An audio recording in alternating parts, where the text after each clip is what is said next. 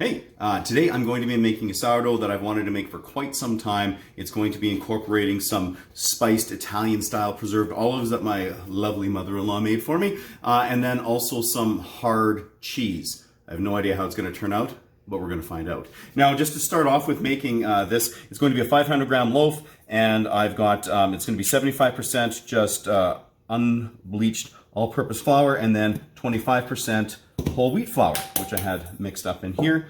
And I'm going to mix it up here for just a couple of minutes till it's fully incorporated, and then we're going to let it rest for the autolyse.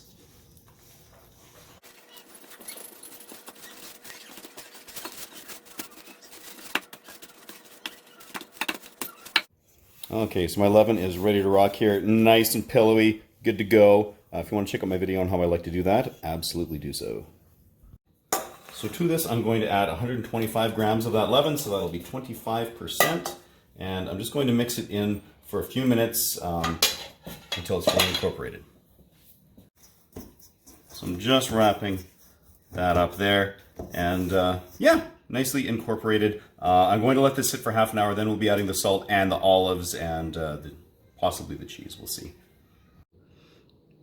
All right, it is time to get exciting with this bread here. So I've got 200 grams of this olive mixture that my mother-in-law made. Like I said, it's amazing. It's got all kinds of secret herbs and spices and roasted red peppers and stuff. I'm currently not allowed to give away this recipe yet, but maybe one day.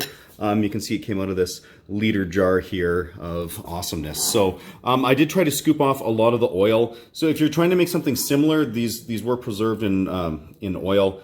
So it's definitely going to have some olive oil and stuff that makes it into here. But I did try to drain off a little bit of it just so it doesn't get too oily.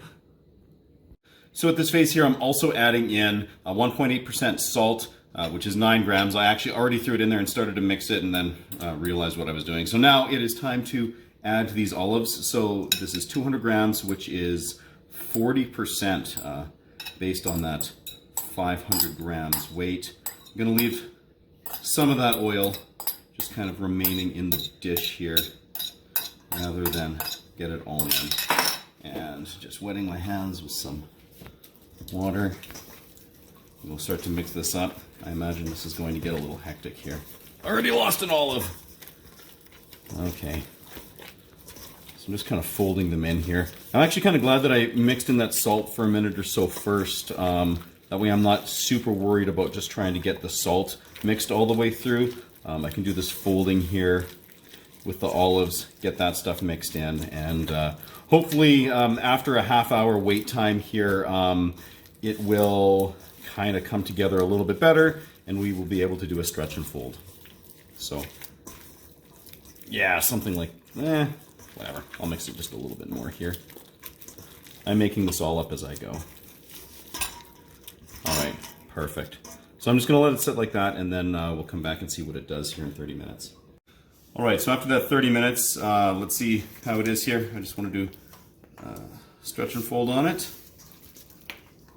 There's any time you get a bunch of fun little fillings in here, it kind of makes it a little bit firmer. And then some of these separations here, you can see like the oil getting in between makes it so it doesn't want to bind together quite as easily, but I imagine by the time this is all done, it should be okay. I try not to panic at this point if things are acting kind of weird like this. All right, so we're gonna let this go for a half hour and then we'll play with it again. Well, here we have the cheese that we're going to put in it, and this is a hard Portuguese cheese. It's called crotonese or something. I'm probably horribly mispronouncing that, but it's a hard sheep milk cheese. So I'm going to cut up some chunks here, get that all sorted up and weighed out, and that'll show you how much I've decided to put in. All right, so it is now time to add the cheese as promised. So I'm just going to get this out, and I'm going to do a lamination. So I'm going to try to stretch this dough out as much as I can. It's still a little firm, of course, so it's going to take a little bit of effort. In the meantime, you can check out this cheese here. So this is, I chopped it all up. It actually sliced pretty easily. It wasn't super crumbly, which was kind of nice just to work with. And so this stuff is really quite pungent. So if you're trying to do something similar, you want to find sort of as strong of a cheese as you can get. My daughter, who happens to be running the camera right now, saw it and she's like, "Is that the Portuguese stinky cheese?" And I'm like, "Yep, that's exactly what it is." So That kind of gives you an idea of what it sort of tastes like. One of her favorites. So anyway, I'm just going to get this a little bit more rolled out, or stretched out if I can. It's got a lot of elasticity right now still. This is just a really nice way to sort of incorporate something like this cheese into the dough. So I'm going to first of all just run a bunch through the middle third here. Might as well get these olives back in there too while I'm at it. Waste not, want not, right? Get those in there, and I'm going to just fold that up on top, pat it down, and get some more cheese in through here. Oh man, is this aromatic. Between the cheese and the olives and all the spices and everything, it's amazing. All right, I'll get these olives back up in here too. Just like so. And we'll get some more cheese, fold, and the last of the cheese. And I'll fold it up here. Perfect.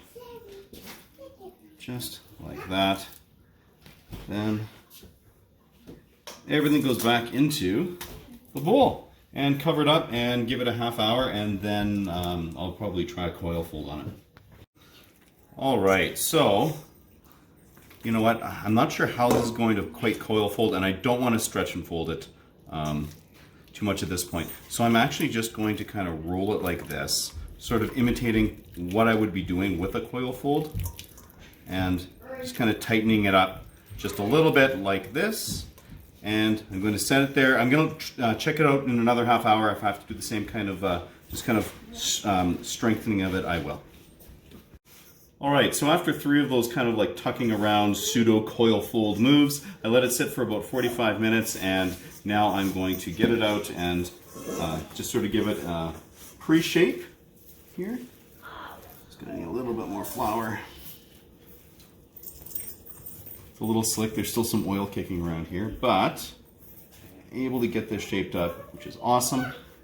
And I'm just going to pop it over here, let it sit for about 10 minutes just under the banneton, and then I will go for a final shape. All right, so it's been 10 minutes. I'm just going to first prep my banneton, getting some rice flour. I'll coat it around on the inside here, just a little bit more. I don't want it to get all sticky in there. And then grab this loaf, a little extra shaping. It's holding its shape pretty well just with all of the awesome stuff in here. And then finally just a little bit more rice flour on the top of it to flip it in. And now I'm just going to cover it up, and that'll go in the fridge overnight, and we will bake in the morning. All right, so it is morning of the bake. This bread is looking super beautiful sitting in here. I'm pretty excited about what it's going to do. So I've got my oven preheated at 500 degrees, and it's been there for an hour.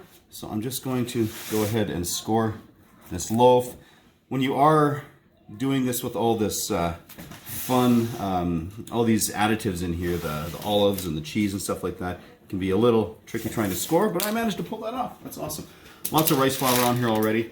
So I'm just going to go ahead and get this in the oven and get it covered up with the cast iron there. And then I'm going to drop the temperature down to 440 and give it half an hour. All right, so after 30 minutes, I'll pop that off there. Ooh. This smells freaking amazing. So I'm gonna just drop the temp back down to 430 and give it probably about 20 minutes. All right, after 20 minutes there, look at that.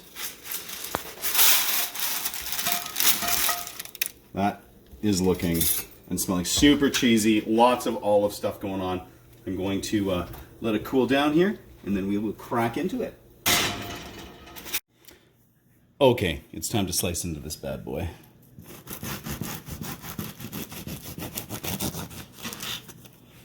Just